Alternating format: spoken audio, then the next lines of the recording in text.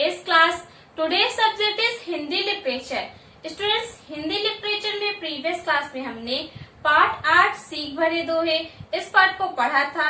यह पार्ट हमारा पूरा हो चुका है। इसके साथ ही टर्म फर्स्ट के पेन पेपर टेस्ट के सभी पार्ट हमारे पूरे हो गए हैं। आज की क्लास में हम नया पार्ट शुरू करेंगे, पार्ट 3 साहसी स्वाति, और यह पार्ट हमारा सब्जेक्ट इनरिचमेंट का है। तो इस पार्ट का कोई भी वर्क आप अपनी क्लासवर्क की कॉपी में नहीं करेंगे। तो स्टूडेंट्स, पार्ट को शुरू करने से पहले आइए जानते हैं हम इस पार्ट की संकल्पना। यह पार्ट साहसिक प्रसंग पर आधारित है। इसमें स्वाति नामक एक साहसी लड़की की कहानी है जिसने अपनी सहपाठिन को पानी में डूबने से बचाया। साहसी स्वाति की कहानी से हमें यह शिक्षा मिलती है कि कठिनाई के समय हिम्मत और सूझबूझ से काम लेना चाहिए। तो यहाँ पर हम एक साहसिक प्रसंग सुनेंगे जो कि स्वाति के विषय में है। उसने किस प्रकार अपने साथ पढ़ने वाली एक लड़की की जान को बचाया, यही इस कहानी में बताया गया है। तो आइए अब हम इस कहानी को पढ़ते हैं। पाठशाला में एक नई बालिका ने प्रवेश लिया। अध्यापिका ने कक्षा में उसका परिचय कराया। यह स्वाति है, अब इसी कक्षा में पढ़ेगी। फिर वे स्वाति से बोली, स्वाति, तुम्हें इस कक्षा की लड़कियों से पता चल जाएगा कि वे कौन कौन से पाठ पढ़ चुकी हैं। तुम इनकी सहायता से उन पाठों को तैयार कर सकती हो। स्वाति सुंदर थी, वह चुपचाप सी रहती थी। उसकी कक्षा की लड़कियां उससे मित्रता करना चाहती थी, परंतु वह उनसे दूर दूर ही रहती। लड़कियों को लगा कि स्वाति बहुत घमंडी है, अतः उन्होंने उसकी ओर ध्यान देना छोड़ दिया।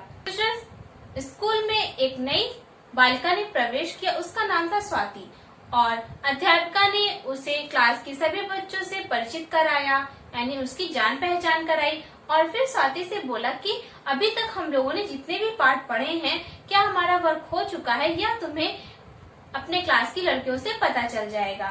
फिर वह एक किनारे जाकर बैठ जाती है। क्लास की लड़कियां उससे दोस्ती करना चाहती है, लेकिन जो स्वाति थी वह चुपचाप सी शांत सी रहती थी। उसे ज्यादा बातचीत करना नहीं पसंद था। एक दिन पाठशाला में बच्चों को पिकनिक पर ले जाने का निश्चय किया गया। पिकनिक का स्थान एक झील को चुना गया। झील का वातावरण बहुत आकर्षक था। पहाड़ी स्थान और फूलों की भरमार इस स्थल की सुंदरता में चार चांद लगा रहे थे। अन्य लड़कियों ने सोचा कि स्वाति पिकनिक पर नहीं जाएगी, परंतु पिकनिक के दिन स्वाति ही सबसे पहले विद्यालय के द्वार पर खड़ी थी। तो स्टूडेंट्स, स्कूल की तरफ से सभी को पिकनिक पर ले जाने की एक योजना बनाई जाती है और पिकनिक का स्थान एक सुंदर झील को चुना जाता है। सभी लड़कियों ने सोचा क्लास की उसकी कि स्वाति नहीं जाएगी, क्योंकि वो हमेशा शांत रहती थी, किसी से बात नहीं करती थी। लेकिन जिस दिन पिकनिक पर जाना था, सबसे पहले विद्यालय स्वाति ही पहुंची थी। सभी लड़कियां और अध्यापिकाएं बस में बैठकर पिकनिक स्थल पर पहुंच गयी। एक अच्छा स्थान देखकर अध्यापिका ने दरियां बिछवा दी। कुछ लड़कियां वहां बैठकर हंसी मजाक करने लगी और कुछ घूमने निकल गयी।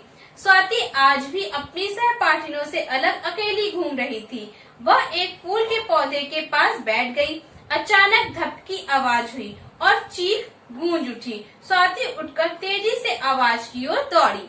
तो स्टूडेंट, जब सभी बच्चे स्कूल में इकट्ठा हो जाते हैं तो वह सब बस में बैठकर अपने पिकनिक के स्थान पर पहुंचते हैं। वहां पर एक अच्छा स्थान देखकर उनकी अध्यापिका दरियां बिछा देती हैं। फिर कुछ बच्चे खेलने लगते हैं, कुछ घूमने लगते हैं, लेकिन स्वाति आज भी सबसे अलग एक किनारे जाकर एक पेड़ के पास बैठ जाती है। और तभी अचानक उसे एक आवाज सुनाई पड़ती है। वह तेजी से उठती है, उस आवाज की ओर जाती है।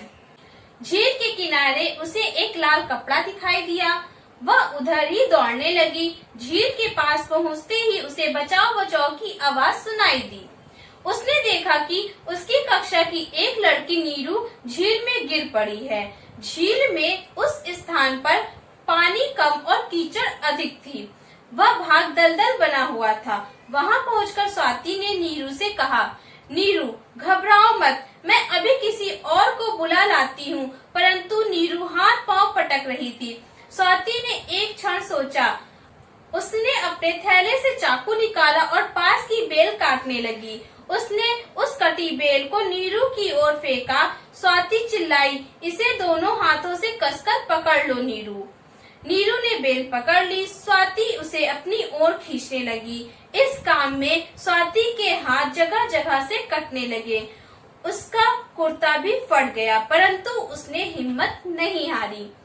तो स्टूडेंट्स, जब वह उस आवाज की ओर दौड़ती है तो उसे एक लाल कपड़ा दिखाई देता है। वह फिर उसी दिशा की ओर आगे बढ़ती है। तब उसे सुनाई पड़ता है, बचाओ बचाओ। तो वह देखती है कि दलदल में उसकी साथ की एक लड़की नीरू फंस गई है और वह बचाने के लिए जोर जोर से आवाजें दे रही है। तो वह सोची कि मैं किसी को बुलाकर लाती हूँ। फिर वह रुकी, क्योंकि अगर वह बुलाने जाती तब तक बहुत देर हो जाती और वह और भी अंदर डूब सकती थी। इसीलिए उसने अपनी जेब से एक चाकू निकाला और पास में बेल को काटने लगी। बेल को काटकर वह उसे नीरू की तरफ फेंकती है और कहती है, तुम इसे अच्छे से पकड़ लो। और फिर वह उसे खींचने लगती है। इसमें उसे कई सारी चोटें भी लगती हैं, उसके कपड़े भी फट जाते हैं, लेकिन फिर भी वह अपनी हिम्मत नहीं हारती। वह उसे बचाने की कोशिश करती रहती है। वह नीरू को अपनी ओर खींचती रही। बीच बीच में वह बचाओ बचाओ भी चिल्लाती रही। उसकी बचाओ बचाओ की आवाज सुनकर अध्यापिका और अन्य लड़कियां भी वहां पहुंच गईं। चौकीदार भी आ गया। उन्होंने स्वाति के हाथों से बेल ले ली और वे नीरू को अपनी ओर खींचने लगे। नीरू घिसटती हुई सूखी जमीन पर आ गई। तब तक स्वाति पसीने से तरबतर हो चुकी थी। वह निढाल होकर जमीन पर गिर पड़ी। तो स्टूडेंट्स, जब वह उसे बचा रही थी, इसके साथ ही वह बचाओ बचाओ चिल्ला रही थी, जिससे बाकी सभी लोग भी यहाँ पर आ जाएं और उसकी मदद करें। तब तक वहाँ अध्यापिका, अन्य बच्चियां तथा चौकीदार भी आ जाता है। वह स्वाति के हाथ से बेल को लेकर नीरू को बाहर निकाल लेता है। तो स्टूडेंट्स, यह सब करने से स्वाति बहुत ही थक चुकी होती है। वह जमीन पर निढाल होकर गिर पड़ती है। अध्यापिका ने स्वाति के मुंह पर पानी के छींटे मारे, तब वह होश में आई। सभी लड़कियां और अध्यापिका स्वाति को प्रशंसा की दृष्टि से देख रही थी। अध्यापिका ने स्वाति को शाबाशी दी। नीरू ने स्वाति को धन्यवाद देते हुए कहा, आज तुम ना होती तो मैं अपने प्राणों से हाथ धो बैठती। हम तो तुम्हें घमंडी समझती थी, पर तुम तो सच्ची मित्र निकली। तो स्टूडेंट्स, जब स्वाति निढाल होकर जमीन पर गिर जाती है, तब उसकी अध्यापिका उसे पानी के छींटे मारती है, तो वह होश में आती है। और जब वह होश में आती है तो वह देखती है कि सभी उसे प्रशंसा की दृष्टि से देख रहे हैं। अध्यापिका ने उसे शाबाशी दी तथा नीरू ने उसे धन्यवाद दिया और कहा कि मैं समझती थी कि तुम घमंडी हो, लेकिन तुम एक सच्ची मित्र हो। अगर आज तुम नहीं होती तो मैं आज बच नहीं पाती। स्वाति ने शर्माते हुए कहा, नहीं, ऐसी बात नहीं है, मुझे किसी से बात करने में संकोच होता है। तभी एक लड़की बोल पड़ी, अब तो हम तुम्हें शर्मीली कहा करेंगे। सभी लड़कियां ठहाका मारकर हंस पड़ी। तो जब स्वाति ने नीरू की बात सुनी, तब वह शर्माते हुए कहती है कि नहीं, ऐसा नहीं है, मैं घमंडी नहीं हूँ, लेकिन मुझे किसी से बात करने में संकोच होता है, यानी से शर्माती है किसी से बात करने में। तब एक लड़की बोली कि अच्छा, तो इसका मतलब तुम शर्मीली हो, ठीक है, आज से हम सब तुम्हें शर्मीली कहेंगे। और यह बात सुनकर सभी हंसने लगते हैं। स्टूडेंट्स, यह था हमारा पार्ट। आई होप आपको यह पार्ट समझ में आ गया होगा। तो देखा स्टूडेंट्स, किस प्रकार स्वाति ने कठिनाई के समय यानी संकट के समय अपनी बुद्धि का इस्तेमाल करते हुए नीरू की जान को बचाया। वह चाहती तो वह वहाँ से जा भी सकती थी, लेकिन नहीं, उसने अपनी मित्रता निभाई, उसने इंसानियत निभाई और वह उसे बचा पाई। हमें संकट के समय कभी भी घबराना नहीं चाहिए। हमें अपनी बुद्धि का इस्तेमाल करते हुए उस संकट से निपटने का प्रयास करना चाहिए। पाठ को समझने के बाद अब आते हैं हम इस पाठ के शब्दार्थ पर। तो आपका पहला शब्दार्थ है प्रवेश। इसका अर्थ होता है दाखिला। परिचय, इसका अर्थ होता है जान पहचान। सहायता, मदद, मित्रता, दोस्ती। निश्चय, पक्का इरादा, आकर्षक, सुंदर। स्थल, स्थान। बेल, बिना तने का पौधा। निढाल, बुरी तरह थक जाना। प्रशंसा, बड़ाई। संकोच, झिझक। तो स्टूडेंट्स, ये है हमारे इस पाठ के शब्दार्थ, जो कि आपका पेज नंबर 21 पर दिया गया है। तो स्टूडेंट्स, पाठ को समझने और शब्दार्थ को जानने के बाद अब आते हैं हम आज के क्लास वर्क पर।